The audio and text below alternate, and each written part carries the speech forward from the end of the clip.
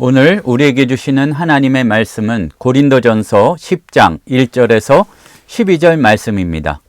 형제들아, 나는 너희가 알지 못하기를 원하지 아니하노니 우리 조상들이 다 구름 아래에 있고 바다 가운데로 지나며 모세에게 속하여 다 구름과 바다에서 세례를 받고 다 같은 신령한 음식을 먹으며 다 같은 신령한 음료를 마셨으니 이는 그들을 따르는 신령한 반석으로부터 마셨음에 그 반석은 곧 그리스도시라. 그러나 그들의 다수를 하나님이 기뻐하지 아니하셨으므로 그들이 광야에서 멸망을 받았느니라. 이러한 일은 우리의 본보기가 되어 우리로 하여금 그들이 악을 즐겨한 것 같이 즐겨하는 자가 되지 않게 하려 함이니 그들 가운데 어떤 사람들과 같이 너희는 우상 숭배하는 자가 되지 말라. 기록된 바 백성이 앉아서 먹고 마시며 일어나서 뛰논다 함과 같으니라. 그들 중에 어떤 사람들이 음행하다가 하루에 23,000명이 죽었나니 우리는 그들과 같이 음행하지 말자.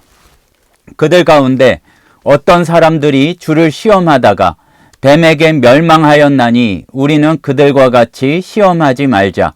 그들 가운데 어떤 사람들이 원망하다가 멸망시키는 자에게 멸망하였나니 너희는 그들과 같이 원망하지 말라. 그들에게 일어난 이런 일은 본보기가 되고 또한 말세를 만난 우리를 깨우치기 위하여 기록되었느니라.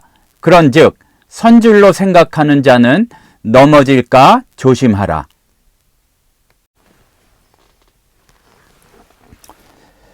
우리는 지난 말씀을 살펴보면서 사도 바울이 이렇게 토해내는 비장한 고백을 함께 나누었습니다.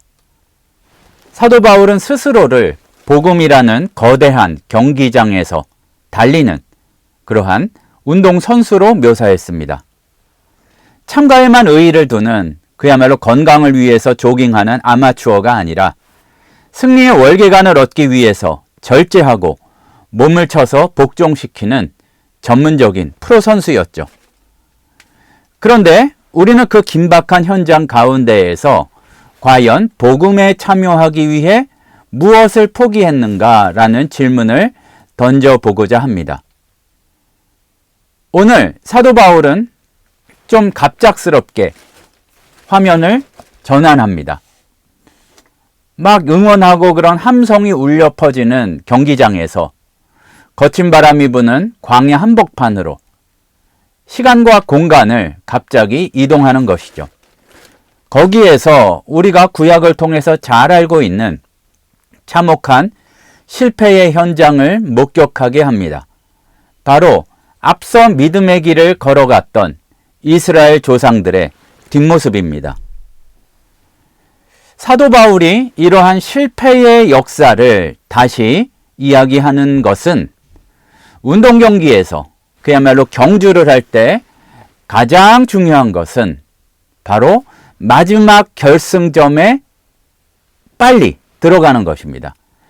시작도 중요합니다. 하지만 총소리와 함께 출발선을 박차고 나가는 것은 그 뒤에 넘어지거나 그 뒤에 포기하거나 최선을 다해서 달리지 못하면 아무 소용이 없는 그러한 이야기가 된다는 것입니다. 우리가 신앙을 시작했다면 사도 바울은 이렇게 질문하고 있는지도 모르겠습니다. 출발은 좋았다. 근데 너희들이 지금 달려가는 것을 보니까 좀 불안불안하다. 끝까지 완주할 수 있겠는가? 그리고 지금 그 달리고 있는 그 자리에서 확신하고 믿음을 놓치지 않고 있는가? 그 얘기입니다. 오늘 본문은 그 당시 고린도 교회에만 하시는 그런 말씀이 아닙니다. 먼저 길을 걸었던 신앙의 선배들이 처참한 실패를 통해서 우리에게 보내는 절박한 경고의 신호와도 같습니다. 그 실패가 우리에게 닥쳐오기 전에 급하게 울리는 재난 문자와 같이 비극적인 광야의 역사를 거울로 삼아서 우리가 걷고 있는 그 길이, 그리고 목표로 하는 그 길이 생명의 길인지 아니면 멸망으로 향하는 타성의 길인지 점검해 보는 시간이 되기를 소원합니다. 오늘 말씀의 1절에서 4절을 보면 사도 바울은 의도적으로 다, 그러니까 모두에 해당하는 다라는 단어를 5번이나 반복해서 사용합니다. 조상들이 다 구름 아래 있고 다 바다 가운데 지나며 다 세례를 받고 다 같은 신령한 음식을 먹으며 다 같은 신령한 음료를 마셨으니, 이것이 무엇을 뜻하는가 하면 함께 출애굽했던 이스라엘 백성 중에서 예외는 없었다는 얘기입니다. 한 사람도 빠짐없이 홍해라는 죽음의 바다가 갈라지는 기적을 체험했고, 또 모두가 다 매일 아침 하늘에서 내리는 만나를 먹었고 반석에서 터져 나오는 생수를 마셨습니다. 경험한 은혜는 차별이 없었고 또 누린 은혜와 기적은 압도적으로 다 똑같았습니다.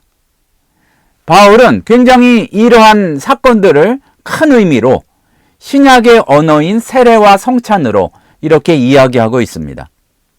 이들은 겉으로 보면 완벽한 하나님의 백성이었습니다. 오늘날 교회의 언어로 이야기하자면 다 세례교인이었고 매주 성찬에 참여했고 하나님의 살아계심을 체험하는 간증의 주인공들이었습니다. 그런데 5절에서 바울은 굉장히 충격적인 말 한마디, 접속사 하나를 던지고 있습니다. 그러나 그들의 다수를 하나님이 기뻐하지 아니하셨으므로 광야에서 멸망했다, 이 얘기입니다. 여기서 다수라는 이야기는 단지 많은 사람을 뜻하는 것이 아니라 우리가 잘 알고 있듯이 여호수아와 갈렙을 제외한 출애굽 1세대 전체 그 수십만 명에 이르는 사람들이 다 죽었다는 얘기입니다. 은혜의 장소가 동시에 거대한 무덤이 되고 말았습니다. 1절에서 반복된 그 영광스럽고 은혜가 넘치는 다가 비참한 죽음의 다수로 바뀐 것이 이 말씀 가운데 드러났습니다. 우리는 이 지점에서 좀 긴장하고 확실히 말씀이 우리에게 외치고 있는 바를 놓치지 말고 들어야 할 것입니다. 나는 모태신앙이다. 어떠한 제자훈련을 수료했다. 교회에서 중직을 맡고 있다. 과거에 뜨거운 은혜를 체험했다. 이러한 우리가 종종 이야기하는 영적인 이력서가 그것만으로는 우리의 신앙의 경주에 있어서 완주를 보장해주지 않는다는 얘기입니다. 엄밀히는 과거에 은혜 받은 느낌이 있다고 해서 그것 때문에 구원을 받는 건 아니죠. 예수를 믿는 믿음이 있어야 구원을 받는 것이죠. 우리가 뭔가 뜨거운 은혜를 체험한 것과, 정확히 얘기를 해야 되겠지만 은혜 안에 머무는 것은 조금 다릅니다. 이스라엘 백성들은 하나님의 은혜를 경험했지만 그 은혜 가운데에서도 끊임없이 불평했고 끊임없이 자신들의 욕심을 채우는 도구로 삼았기 때문에 결국 하나님께서 약속하신 그 땅에 들어가지 못했습니다. 세례는 내가 죽고 예수가 사는 현재 진행형의 사건이어야 하는데 그냥 과거의 추억으로만 멈추면 안 됩니다. 홍해바다의 그 엄청난 기적을 체험하고서도 애굽의 습성을 버리지 못하고 끊임없이 준비된 것처럼 불평을 이야기했던 이스라엘 백성처럼 우리도 그러한 잘못을 벗지 못하고 있는지 모릅니다. 이스라엘이 그렇게 큰 은혜를 받고서도 광야에서 무너진 이유는 7절에서 핵심을 우상숭배라고 지적합니다. 우상숭배라고 하면 어떤 말 그대로 불상 같은 형상 앞에 절하거나 다른 종교를 믿는 것을 떠올리지만 우리가 또 이렇게 장담할지도 모릅니다. 하나님만 믿으니 나는 우상숭배랑은 상관없다. 교회 다니는데 내가 우상숭배와 무슨 상관이 있을까? 그렇게 생각할지 모르겠지만 우상숭배라는 말을 깊이 들여다보면 우리가 더욱더 경계해야 하고 조심해야 될 부분인 줄 알 수가 있습니다. 우상은 말 그대로 형상입니다. 눈에 보이는 그러한 것. 그런데 어리석다는 얘기죠. 그리고 숭배. 하나님께 대해서는 숭배란 말을 잘 안 쓰죠. 약간 부정적인 거죠.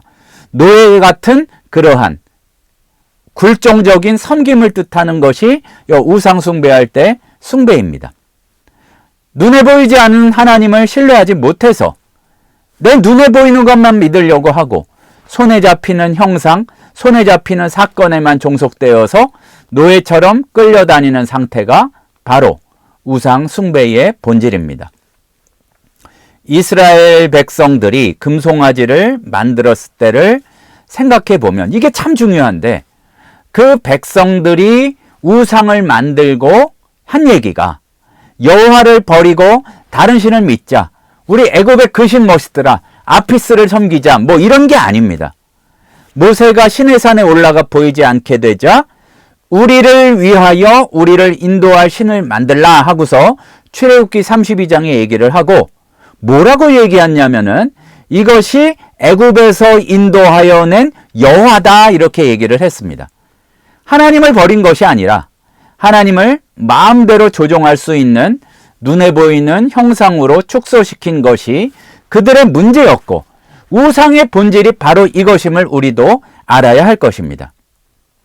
정말 현대사회를, 바쁜 일상을 살아가는 우리의 모습이 너무나 이러한 행태와 소름 끼치도록 닮아 있습니다. 우리가 눈에 보고자 하는 금송아지는 세상의 트렌드, 안정된 미래, 내 눈에 그것을 보기를 원하고 내 손에 쥐기를 원하는 막연한 거, 믿어야 되는 거, 이거를 원치 않고 눈에 보기를 원하는 것이 바로 우리의 우상 숭배입니다. 보이지 않는 하나님의 약속보다 눈에 보이지 않는 통장 잔고가 주는 안정, 말씀대로 사는 것이 옳다고 물어보면 대답할지 모르지만 사람들이 살아가는 대로 세상의 그 어떤 풍조, 트렌드를 따라가지 못하면 뒤처지는 것 같은 불안감에 시달리는 것이 또 다른 의미의 우상 숭배입니다. 남들은 다 저렇게 사는데, 요즘은 다들 이게 대세라는데, 아까도 다였지만 다른 의미의 다가 모두들 이것이 우리 마음 가운데 진하게 새겨져 있습니다. 성도는 세상을 변화시키는 변혁자로 부름을 받았습니다.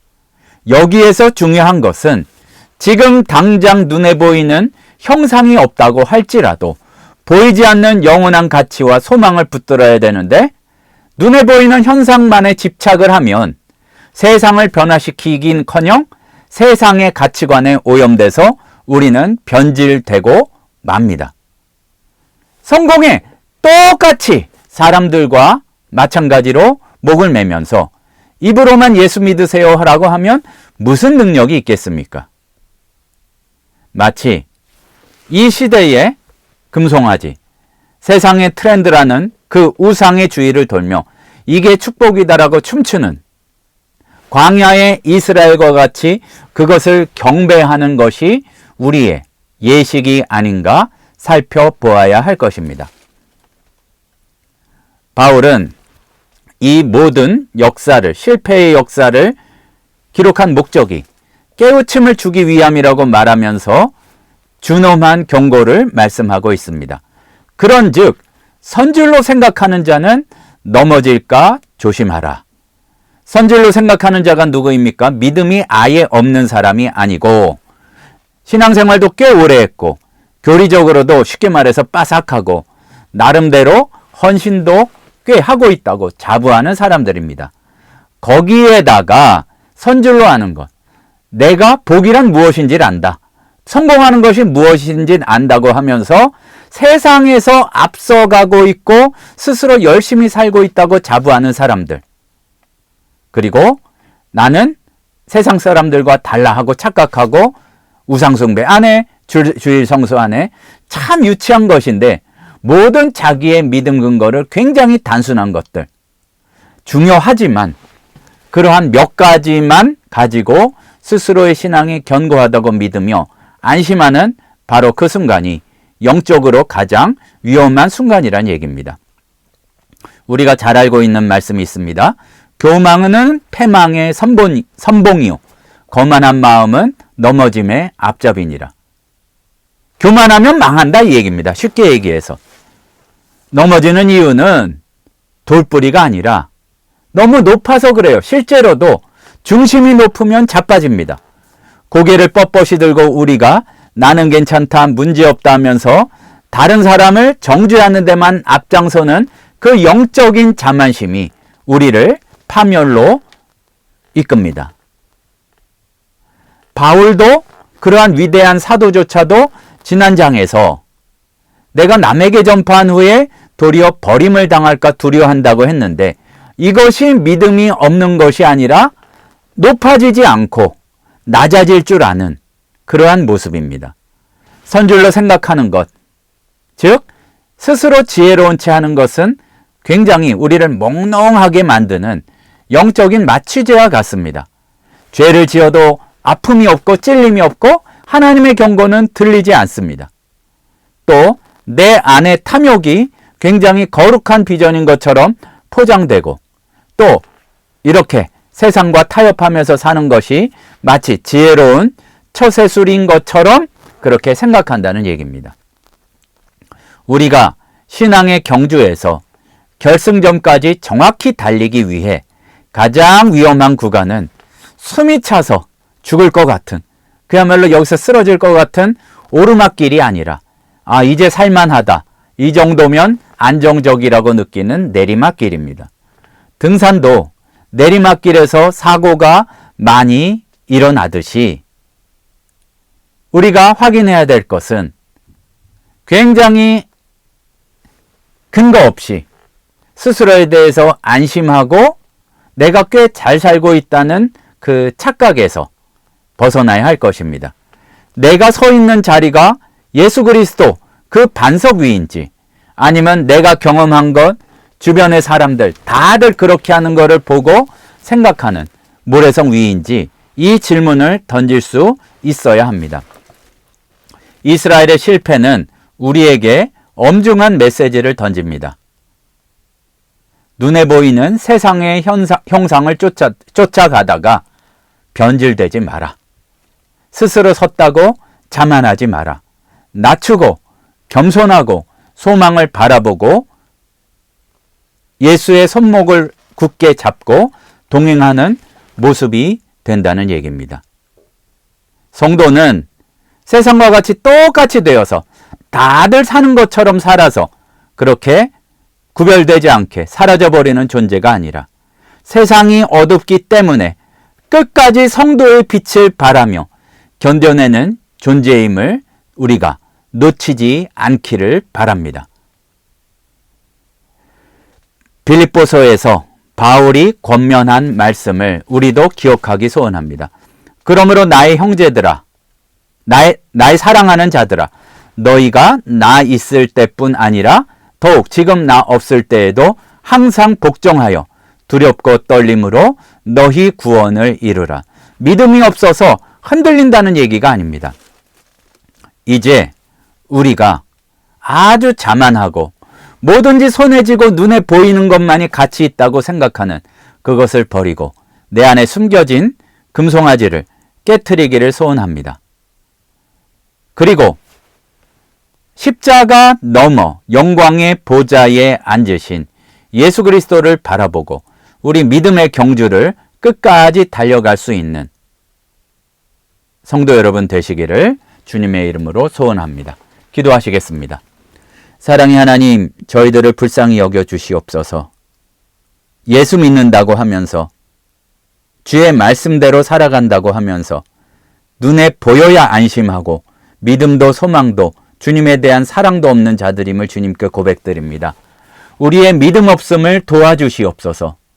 세상의 것들을 바라보며 내가 무엇라도 된 양 교만하지 않도록 도와주시고 낮아지고 주님 앞에 숙여서 흔들리지 않고 끝까지 믿음의 경주를 다할 수 있는 저희들 되도록 역사하여 주시옵소서.